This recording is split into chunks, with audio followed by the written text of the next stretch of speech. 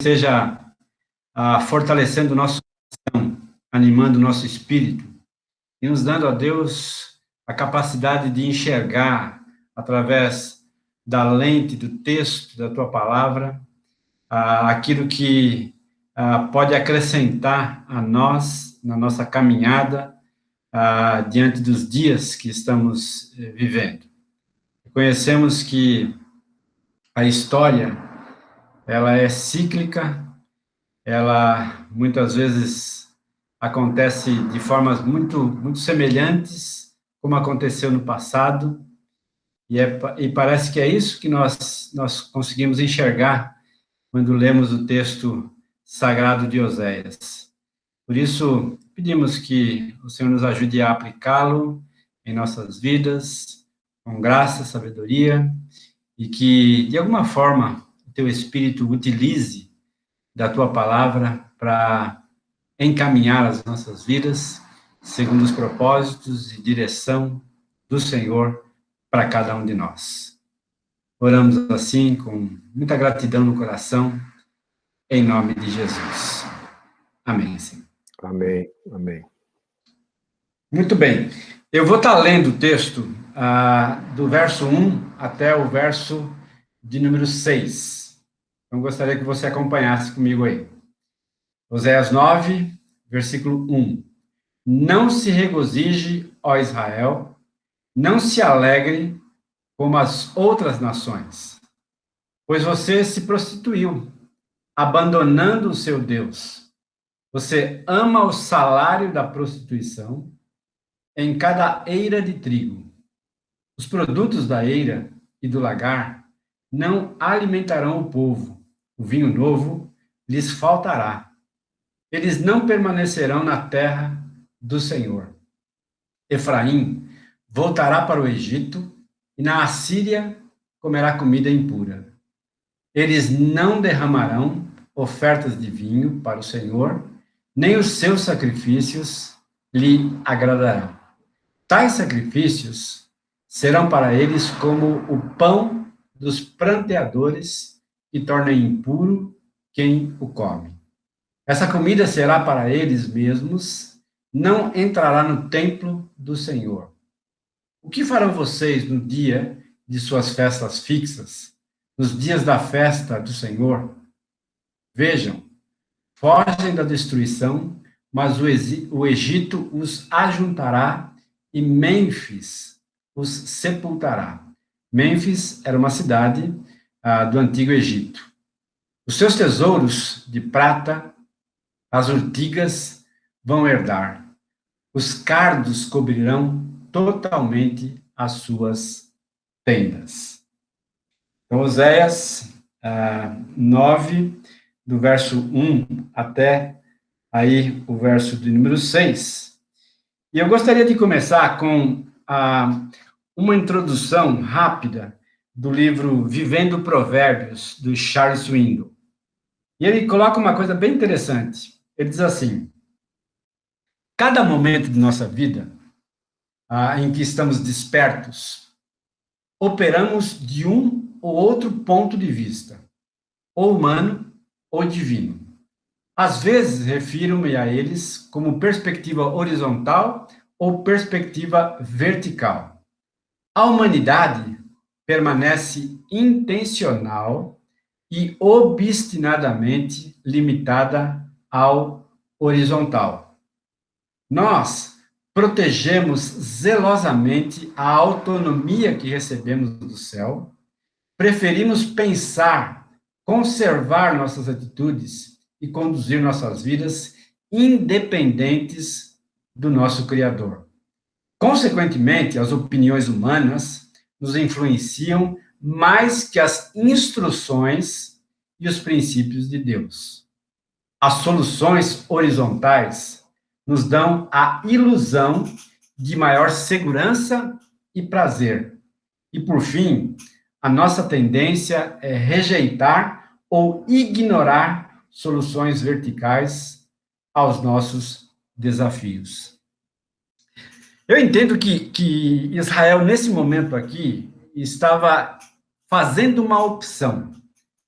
E a opção era rejeitar o plano de Deus, rejeitar a horizontalidade, ou melhor dizendo, a verticalidade do plano de Deus, e optar, então, em agir segundo aquilo que os olhos mais agradavam, aquilo que o horizonte mais permitia que eles enxergassem.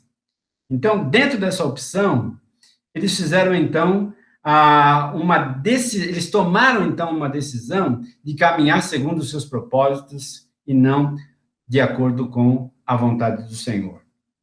E o texto começa, versículo 1, com duas expressões interessantes. Não se regozije, ó Israel, e não se alegre. Interessante isso, né?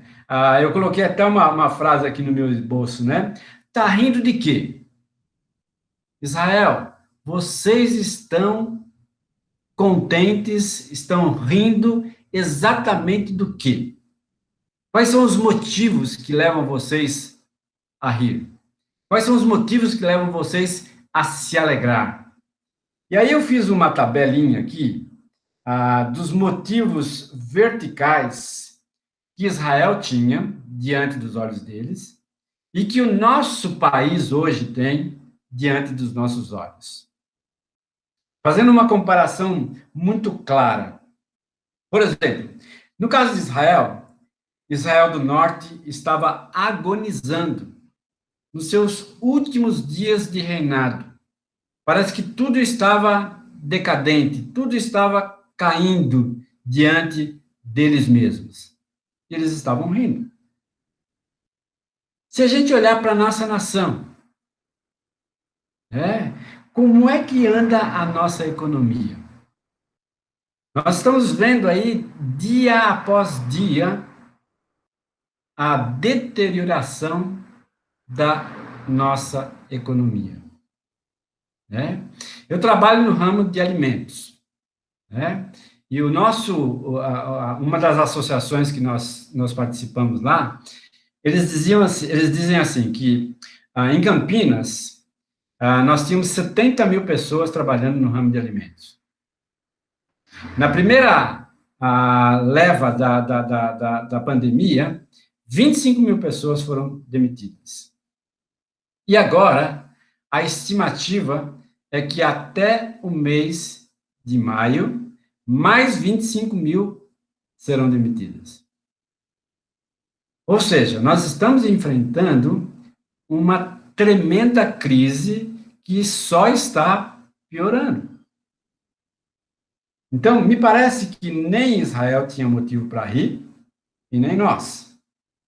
No caso de Israel, o cativeiro estava às portas.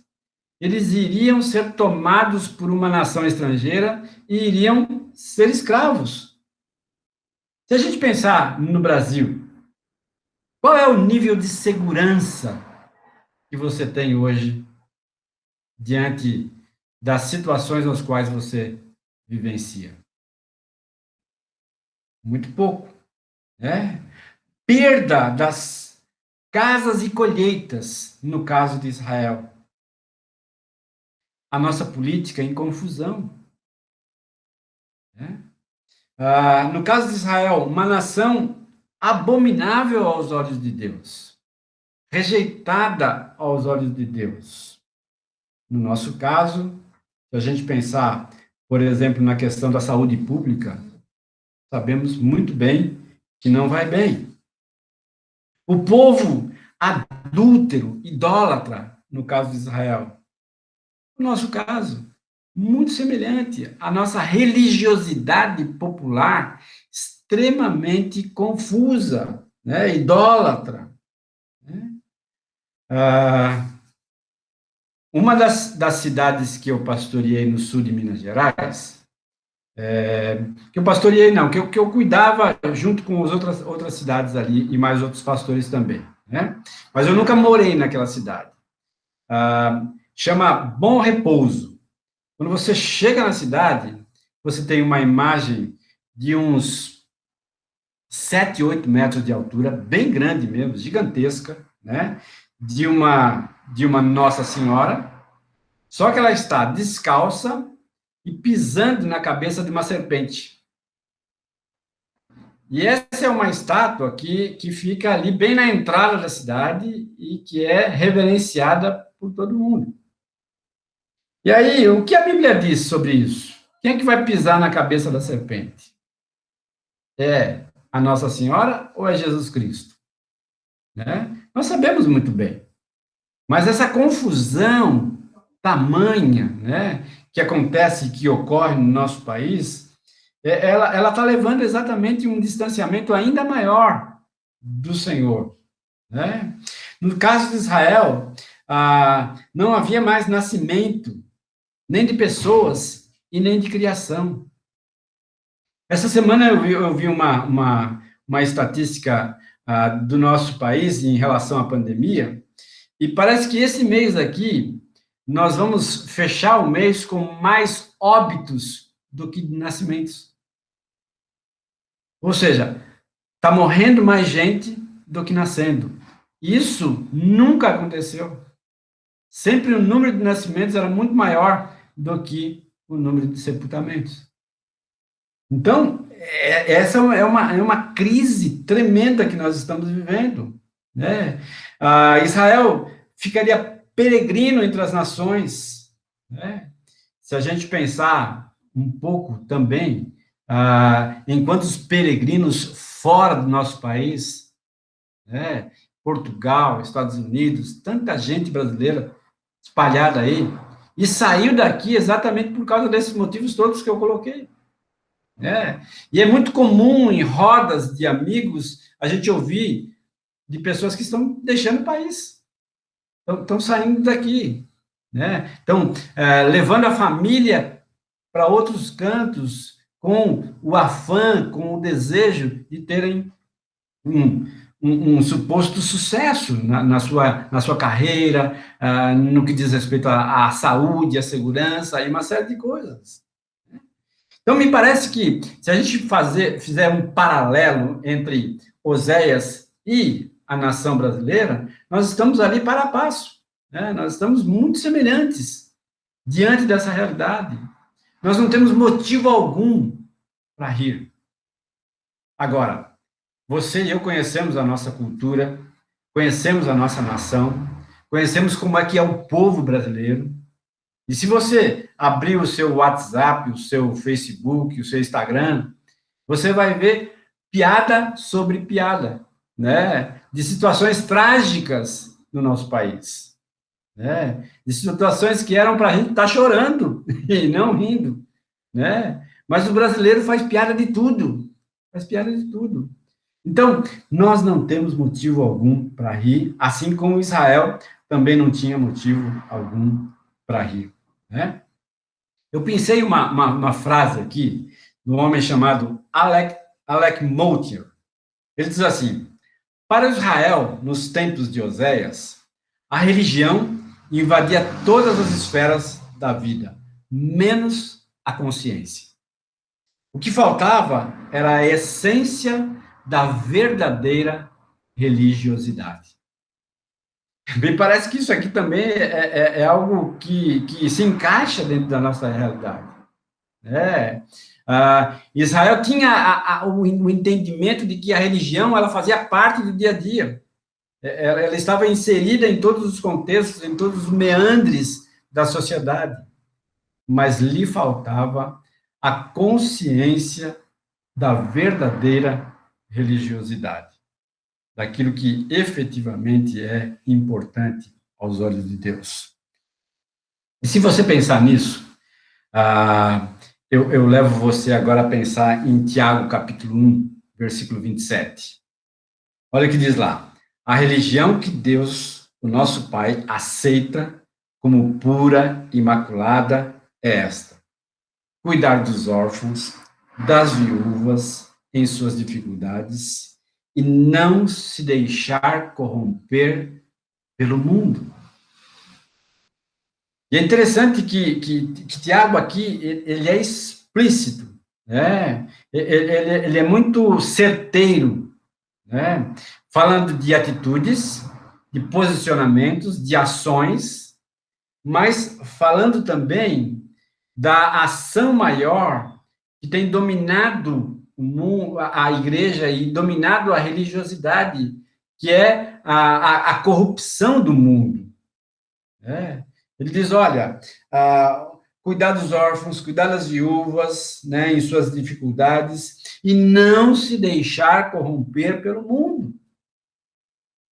E essa corrupção que nós estamos sujeitos em todos os ambientes da nossa vida, né, que vem do mundo, ela, de uma certa forma, acaba diminuindo a intensidade que a pura religião tem sobre as nossas vidas. Ao ponto da gente começar a não querer ajudar mais ninguém. Né? Alguém vem pedir para você e você começa a questionar, será que essa pessoa está precisando mesmo? Ou será que eu estou sendo enrolado por ela? Quando você anda em Campinas e para num semáforo e vem alguém lá com uma plaquinha assim, estou com fome, né? Mas o sujeito tem um óculos da Oakley, né? Tem uma camisa de marca, tem uma bermuda muito boa, né? E você vê ele segurando aquele cartaz e você fala assim, pera lá, tem alguma coisa errada, né? Será que é verdadeiro mesmo isso? Né? E a gente começa a questionar, e com razão, os nossos questionamentos diante dessa realidade. Mas isso, queridos, não pode diminuir a nossa pura intenção de exercer uma religiosidade genuína que efetivamente agrade o nosso Deus. Ainda em Tiago, ele usa a mesma expressão adúlteros, né? No capítulo 4, versículo 4, dizendo assim, adúlteros, vocês não sabem que a amizade com o mundo é inimizade com Deus? Quem quer ser amigo do mundo se faz inimigo de Deus. Puxa vida, como isso toca o nosso coração e nos leva para distante dessa realidade, desse mundo que nos aplaca, que nos subjuga muitas vezes, né, diante da pressão que o mundo faz sobre as nossas vidas. Isso nos leva também a perceber a relevância do que o Swindoll falou no nosso início aqui, né? A nossa tendência de optar pelo horizontal e não pelo vertical, mesmo sabendo que o horizontal é fugaz, vai passar, e o horizontal é eterno. Dentro dessa perspectiva que eu quero levar você a olhar o texto de Oséias e a dizer assim, a minha opção é uma opção de fazer a vontade do Senhor, e não a minha vontade, e não as interferências que o mundo traz para com a minha vida. Porque o mundo dita regras, gente. Dita regras para a gente em todos os ambientes, em todos os quadros. Assim como fazia com Israel. Você não deve fazer isso, deve fazer aquilo, haja assim, não haja assim, né? E isso são regras que o mundo traz. E nós, então, devemos rejeitar essas regras e optar pelas regras e orientações do nosso Deus. Olha o que diz o verso 7 e o verso 8 de Oséias 9. Os dias de castigo vêm, os dias de punição estão chegando. Que Israel saiba, por serem tantos os pecados e tanta a hostilidade de vocês, o profeta é considerado um tolo, o homem inspirado um louco, violento. O profeta, junto ao meu Deus, é a sentinela que vigia Efraim. Contudo, laços o aguardam em todas as suas veredas, e a hostilidade no templo de seu Deus. Interessante as figuras aqui, né? Do profeta, né? Do profeta como sentinela, né? Ele faz aqui uma conexão entre a função do profeta e a função do sentinela diante dos seus afazeres para com a cidade que ele está guardando. Eu quero levar você agora a Ezequiel, capítulo 33, que fala sobre a função do sentinela. Olha o que Ezequiel 33, de 1 a 9, nos fala a respeito dessa função. Ezequiel 33, versos de 1 até o verso 9. Veio a mim a palavra do Senhor dizendo: Filho do homem, fala aos filhos do teu povo e dize-lhes: quando eu fizer vir a espada sobre a terra, e o povo da terra tomar um homem dos seus limites e o constituir por seu atalaia, e vendo ele que a espada vem sobre a terra, tocar a trombeta e avisar o povo.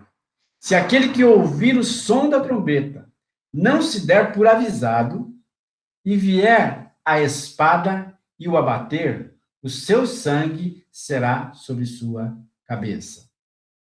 Quando fala aqui de atalaia, está se referindo à sentinela. Ele ouviu, versículo 5, o som da trombeta e não se deu por avisado. O seu sangue será sobre ele, mas o que se dá por avisado salvará a sua vida. Mas se o atalaia, ou sentinela, vir que vem a espada e não tocar a trombeta, e não for avisado o povo, se a espada vier e abater uma vida dentre eles, este foi abatido na sua iniquidade, mas o seu sangue demandarei do sentinela, atalaia. A ti, pois, ó filho do homem, te constituí por atalaia sobre a casa de Israel. Tu, pois, ouvirás a palavra da minha boca e lhe darás aviso da minha parte. Se eu disser ao perverso, ó perverso, certamente morrerás, e tu não falares para avisar o perverso do seu caminho, morrerá esse perverso na sua iniquidade, mas o seu sangue o demandarei de ti. Mas se falares ao perverso para o avisar do seu caminho, para que dele se converta, e ele não se converter do seu caminho, morrerá na sua iniquidade, mas tu livraste a tua alma. Ou seja, há uma expectativa de Deus aqui, né? O profeta como sentinela aqui, né? Ele tinha deveres para com o povo. Ele tinha obrigações dadas por Deus para com o povo ao qual ele estava servindo. E se a gente fizer uma conexão com a realidade de hoje, né, de pastores de igreja, né, também cai sobre eles a competência das requisições de Deus para com a sentinela, o atalaia, o profeta. Ou seja, cabe aos pastores avisar dos perigos, avisar das pressões que estão sobre o povo e como eles devem, então, agir diante dessas pressões. Então, se a gente pensar seriamente sobre isso e olhar para a nossa realidade evangélica, nós vamos perceber que isso não acontece. Né? Isso não acontece. Não acontece como deveria acontecer. Não acontece como efetivamente deve acontecer. É claro, queridos, que eu e você participamos de uma igreja que é fora da curva, né? No que diz respeito a esse quesito. Nós somos advertidos, nós somos alertados, nós somos constantemente cobrados, né, de uma postura adequada diante do Evangelho. E não por homens, mas pela palavra. Né? Porque a função hoje tem sido exatamente essa, colocar você frente a frente à palavra de Deus. Né? Claro que nenhum pastor pode decidir para com a sua ovelha. mas cabe aos pastores colocar diante deles a mais pura verdade da palavra de Deus e alertar dos perigos que o caminho está oferecendo a cada um de nós e nos ajudar como ovelhas a tomar as decisões adequadas diante da realidade. Mas hoje, infelizmente, o que nós vemos não são essas realidades aos quais Deus esperava que os profetas, os pastores nos nossos dias fizessem, né? E eu sinto em fazer essa reflexão, né? Quando a gente pensa, por exemplo, em Jesus como uma sentinela, né? Que estava à frente, avisando, corrigindo o curso, né? Mateus capítulo 5, versículo 12 diz assim: regozijai-vos e exultai, porque é grande o vosso galardão nos céus, pois assim perseguiram aos profetas que viveram antes de vós. E parece que essa perseguição é que muitos pastores hoje têm tentado evitar na sua vida, na sua caminhada. Por isso, então, se calam, por isso, então, se tornam coniventes dos pecados, né, para que não sejam, então, perseguidos. Né?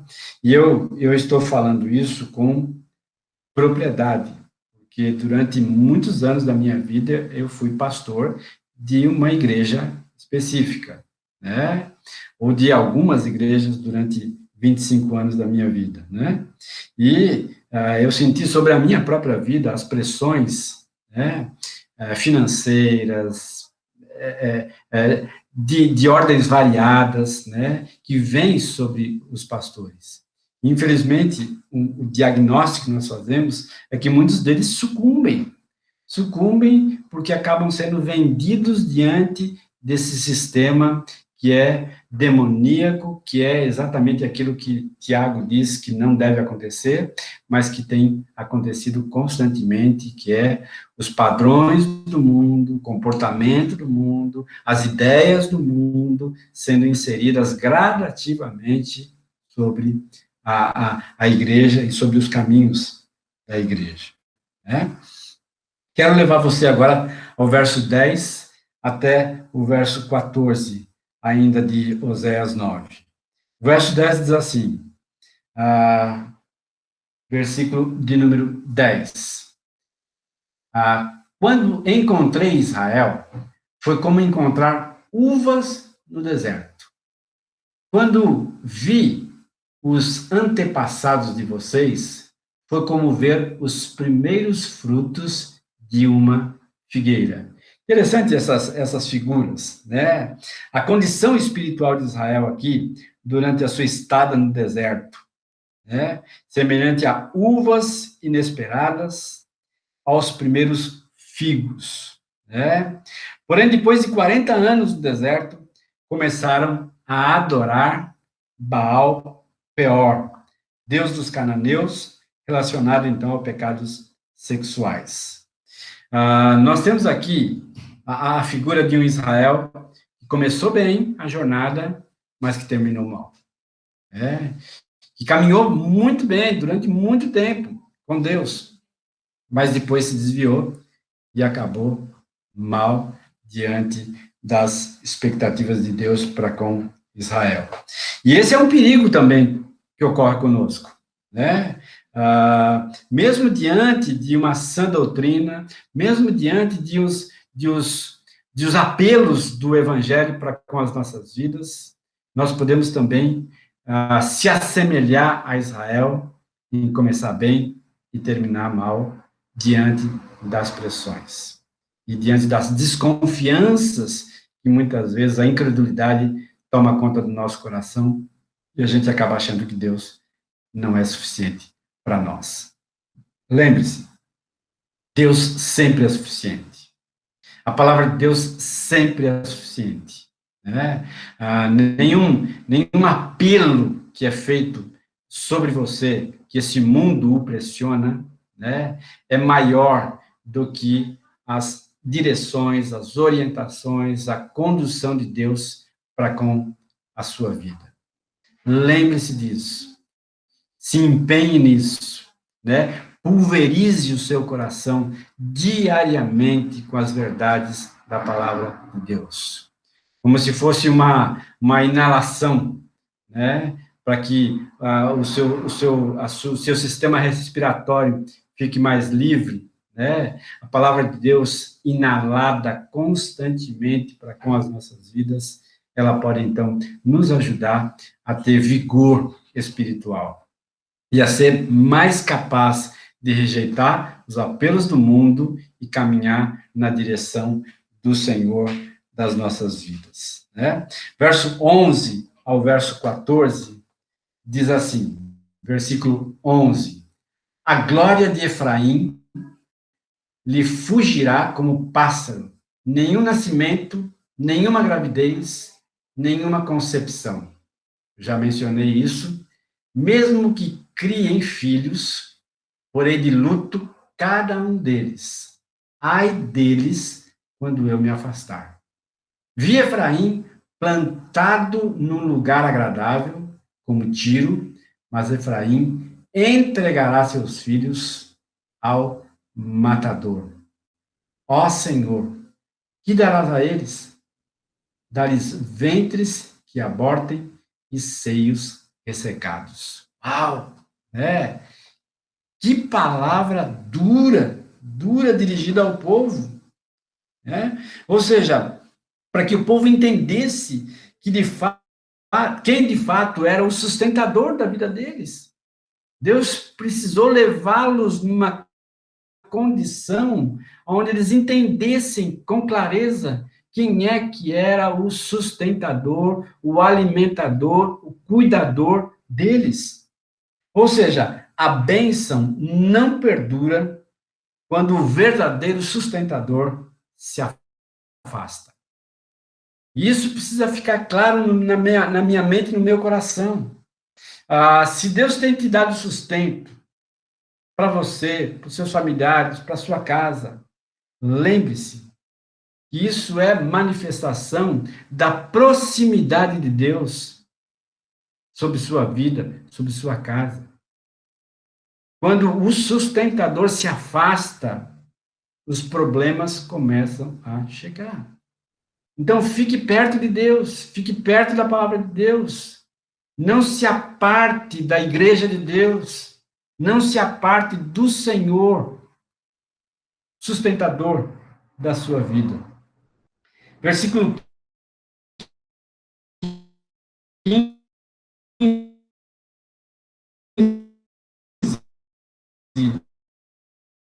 fala sobre a começou em Gilgal. De fato, ali os odiei.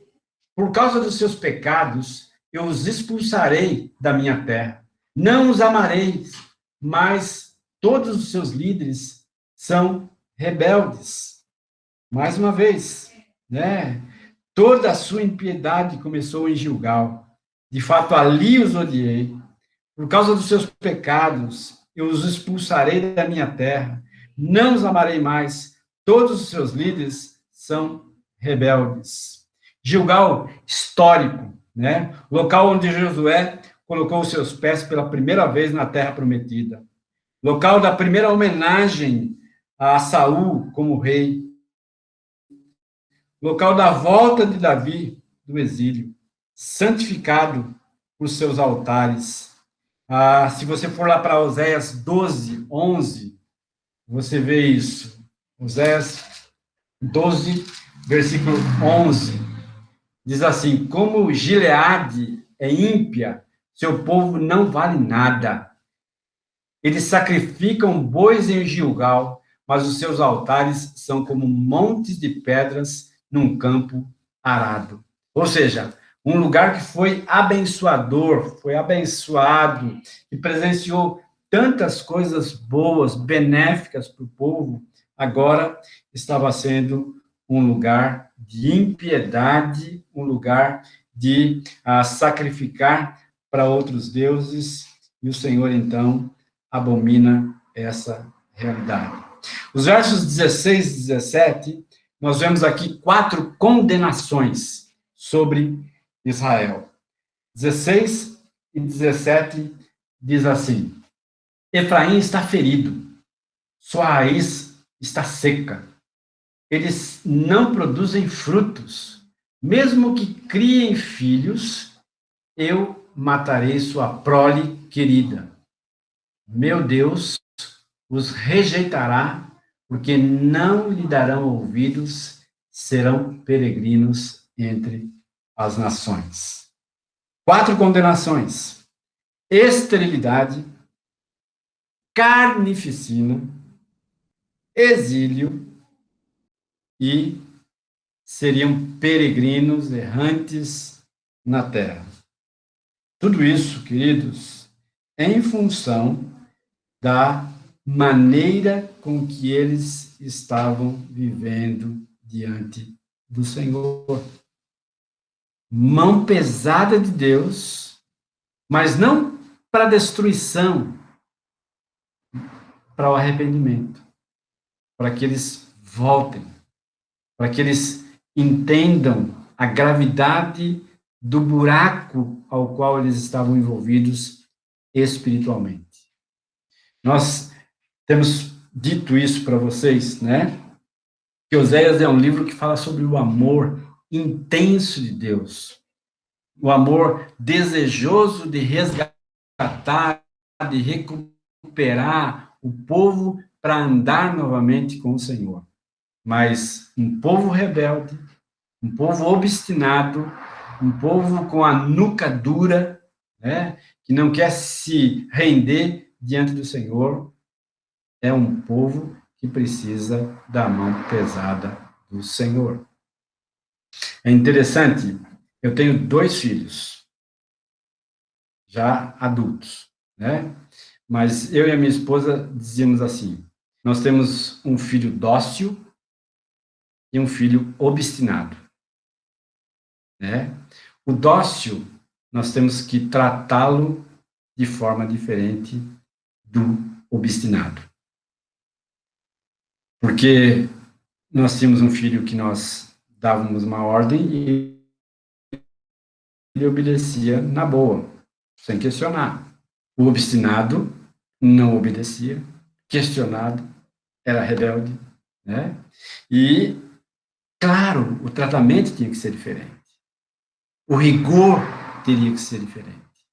Porque a personalidade de cada um deles era diferente.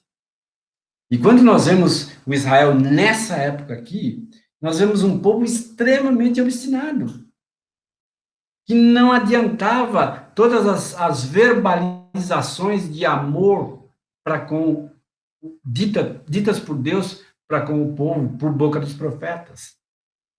Mas precisava agora, então, o povo perceber, sentir exatamente a dor do caminho errado ao qual eles estavam passando, para poder voltar. Né? Eu até fiz essa comparação entre Oséias, o povo aqui nesse momento, e a parábola do filho pródigo. Né? Enquanto o filho que saiu de casa não presenciou a dor do distanciamento, né? a privação de tudo aquilo, né? Tendo que comer o resto que os porcos deixavam, ele não caiu na real. Ele só caiu diante dessa realidade. Né? Ou seja, ele teve que pagar o preço da sua obstinação, da sua desobediência, da sua rebeldia. E o povo aqui está tendo que pagar um duro preço, um duro preço. Né? Eu peguei aqui uma frase do Antônio Abujamra, que já morreu, né? Ele diz assim: um Deus de amor pode ser tão cruel assim com um povo que é por ele amado? Né? Ele está fazendo uma pergunta aqui, né? E a pergunta aqui, a resposta é sim, né? Sim, né? Exatamente por amar é que Deus tem que ser duro. Exatamente porque eu amava e amo os meus filhos, é que eu tive que ser duro com aquele mais obstinado, para que ele então entendesse o preço da sua obstinação e se tornasse dócil diante de Deus. Não diante das minhas ordens como pai, mas diante da direção de Deus para com a sua vida. Né? Colocando, então, diante da sua própria obstinação, para que ele, então, enxergasse isso e corrigisse os seus caminhos diante do Senhor. O que nós encontramos aqui em Oséias é exatamente isso.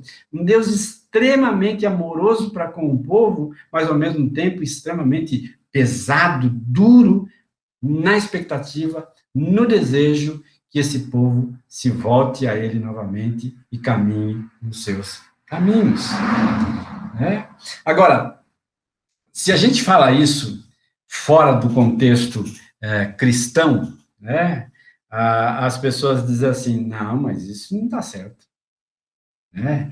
Quem ama não é duro. Né? Quem ama não é rigoroso para com o indivíduo. Quem ama não pode disciplinar.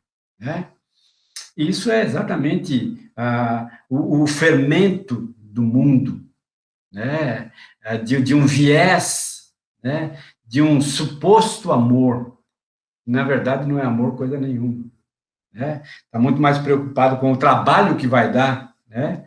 Da disciplina, do que com os caminhos que o indivíduo está tomando. Né? Deus estava muito mais preocupado com o povo do que com ele mesmo. E constantemente isso é uma realidade na minha vida e na sua vida. Né? Cada pecado que eu cometo preocupa a Deus ao ponto de ele permitir que eu pague o preço do meu pecado. E ao pagar o preço do meu pecado, eu então sou confrontado com ele e recebo a oportunidade de corrigir os meus caminhos. Então, um Deus de amor pode sim ser tão cruel com um povo que é por ele amado. Muito bem. Capítulo 10 de Oséias. Eu coloquei aqui uma palavra que define o capítulo 10 ao meu ver, né? Que é a palavra advertência. Né? Advertência é o resumo que eu faço aqui do capítulo 10. O verso 1 diz assim: Israel era como videira viçosa, cobria-se de frutos. Quanto mais produzia, mais altares construía. Quanto mais sua terra prosperava, mais enfeitava suas colunas sagradas.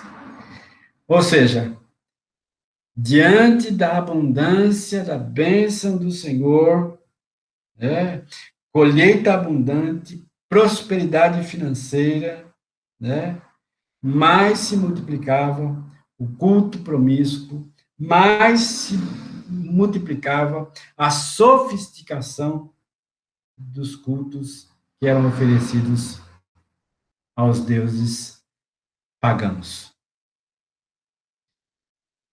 Novamente, quando eu vejo isso, eu olho para a nossa realidade, né? Para o nosso país. Né? Se você vê a suntuosidade de alguns templos hoje, né? Resultado de uma prosperidade, uma colheita abundante, né? A sofisticação é tão grande que se preocupa muito mais com as estruturas, com os enfeites, do que com o conteúdo. E se esquecem daquela palavra de Provérbios, né? Que adianta, né? Que adianta tanta luxúria, né? Sobre a mesa, e se o conteúdo que você tem não é nada. Né? É mais proveitoso a simplicidade do que a sofisticação. Né? Diante dessa realidade, nós encontramos também diante dos nossos dias. Né? O versículo 2 diz assim: o coração deles é enganoso, e agora devem carregar sua culpa. O Senhor demolirá os seus altares e destruirá suas colunas sagradas. Mais uma vez, uma palavra dura, né? Eu peguei aqui uma outra frase do John Stott. Ele diz assim: o coração do problema humano é o problema do coração humano. Ou seja, novamente, o problema está no coração. Né? O coração do povo é que estava carregando a corrupção. Né? O coração deles era enganoso, enganoso. Foi seduzido pelo mundo, seduzido pelas ofertas do diabo, seduzida pelas ofertas que o mundo apresenta para com cada um deles. E é interessante que, se a gente pensar o que o Novo Testamento fala sobre os nossos inimigos, né? Eles continuam os mesmos. Né? O mundo, a carne e o diabo. Né? Essa tríade de inimigos que eu e você combatemos constantemente. O povo aqui estava sucumbido, prostrado diante desses inimigos. O mundo estava sufocando. Né? A própria carne, o próprio coração deles estava iludido, enganado para com a sedução do mundo. E o diabo estava deitando e rolando sobre a vida deles ali. Né? Deus, então, começa a fazer acusações e julgamentos aqui. Né? Versículo 1, ele acusa. Né? Versículo 2b e o 3 também, ele faz um julgamento aqui. Né? Versículo 3 diz assim: então eles dirão, não temos nenhum rei, porque não reverenciamos o Senhor. Mas mesmo que tivéssemos um rei, o que ele poderia fazer por nós? Ou seja, questionando, né, diante dessa realidade. Versículo 4, uma acusação maior aqui. Eles fazem muitas promessas, fazem juramentos e acordos falsos. Por isso, brotam as demandas como ervas venenosas num campo arado. Ou seja, vocês estão fazendo promessas as quais vocês não estão cumprindo. Julgamento, versículo 5 ao 8, o povo que mora em Samaria teme pelo ídolo que forma de bezerro, de Bet-Aven. Seu povo pranteará por ele, como também os seus sacerdotes idólatras que se regozijavam por seu esplendor, porque foi tirado deles e levado para o exílio. Sim, até ele será levado para a Síria, como tributo para o grande rei. Efraim sofrerá humilhação, e Israel será envergonhado por causa do seu ídolo de madeira. Versículo 7, Samaria e o seu rei serão arrastados como um graveto nas águas. Versículo 8, os altares da impiedade que foram os pecados de Israel serão destruídos, espinhos e erva daninha crescerão e cobrirão os seus altares. Então, eles dirão aos montes, cubram-nos, e as colinas caiam sobre nós. Julgamento pesado da mão de Deus. Mais acusação, versículo 9 e versículo 10. Desde os dias de Gibeá, você pecou, ó Israel, e permaneceu assim. Acaso a guerra não se alcançou em Gibeá por causa dos seus malfeitores? Quando eu quiser, os castigarei. Nações serão reunidas contra eles para prendê-los por causa do seu duplo pecado. Duplo pecado. Versículos 9 e 10, nós já falamos do julgamento aí sobre a vida do povo, né? Versos 11 a 15, né?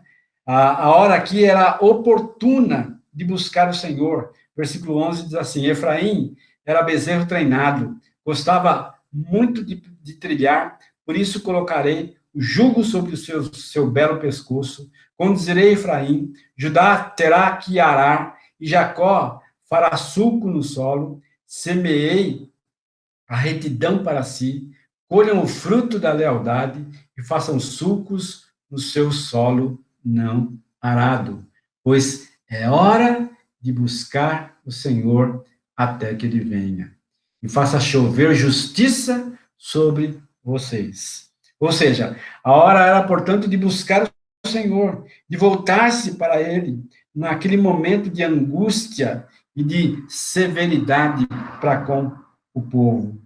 Se você for, por exemplo, em Deuteronômio, capítulo 4, versículo 29 a 31, nós encontramos também essa mesma direção aqui do povo. Deuteronômio 4, verso 29 a 31. 29 diz assim: E lá procurarão o Senhor, seu Deus, e o acharão, se o procurarem de todo o seu coração e de toda a sua alma. Quando vocês estiverem sofrendo e todas essas coisas tiverem acontecido com vocês, então, em dias futuros, vocês voltarão para o Senhor, o seu Deus, e lhe obedecerão. Ou seja, o próprio Deus já estava dando a dica daquilo que deveria acontecer com o povo, né? Voltando lá para Oséias, versículo 12, pois ele faria chover a justiça sobre eles. Ele, Deus, garantiria a colheita da justiça e o seu povo, se o seu povo se voltasse para ele com sinceridade. São realidades aos quais nós também vivenciamos da bondade e do cuidado de Deus para com a nossa vida. Versos 13 até o verso 15, que é o final do capítulo 10, mas vocês plantaram a impiedade, plantaram a impiedade e colheram o mal. Comeram o fruto do engano, visto que vocês têm confiado na sua própria força, nos seus muitos guerreiros. O fragor da batalha se levantará contra vocês, de maneira que todas as suas fortalezas serão devastadas, como Salmã devastou Bet-Arbel no dia da batalha, quando mães foram pisadas e estraçalhadas junto com seus filhos. Assim acontecerá com você, ó Betel, porque a sua impiedade é grande. Quando amanheceu aquele dia, o rei de Israel será completamente destruído. Ou seja, mais uma palavra de destruição para com o povo, mas, ao mesmo tempo, a oportunidade que deu ele, buscá-lo novamente. Mas, diante da obstinação do povo, isso não aconteceu, e o povo, então, é levado ao exílio e paga o preço de ser escravo de uma nação estrangeira. Eu queria concluir o nosso tempo juntos aqui, né, dizendo o seguinte, né, eu e você temos constantemente muitas oportunidades de nos voltarmos ao Senhor, constantemente. Nós encontramos sempre um Deus amoroso, de braços abertos, desejoso de caminhar conosco. Que a cada instante da nossa vida, da sua caminhada, você perceba quando não está andando nos caminhos do Senhor e perceba que, quando as consequências chegam, não é o abandono de Deus, mas, pelo contrário, são consequências dos seus próprios caminhos e, ao mesmo tempo, a mão invisível de um Deus soberano que está sobre a sua vida, sobre a sua casa, sobre a sua família, desejando que você se volte a Ele, se volte a buscá-lo e a caminhar com Ele. Que tudo isso que nós ouvimos aqui nos ajude a ouvir pela visão vertical e não pela visão e perspectiva horizontal. Que Deus te abençoe, que você tenha um bom domingo. Vamos orar? Deus, mais uma vez nós te louvamos. Te louvamos pela correção que a tua palavra tem sobre as nossas vidas. Te louvamos porque o Senhor é um Deus bondoso, misericordioso, um Deus que nos ama, que não nos deixa no abandono, mas que constantemente está requisitando dando oportunidade para que voltemos ao Senhor. Ajuda-nos, ó Deus, a perceber quando estamos distantes do Senhor, nas nossas decisões, nos nossos pensamentos, que possamos ser corrigidos constantemente pelo Teu Espírito, através da Tua Palavra. Abençoa os meus irmãos e irmãs que acompanharam esse momento aqui, que a Tua graça seja sobre as nossas vidas, é a minha oração em nome de Jesus. Amém.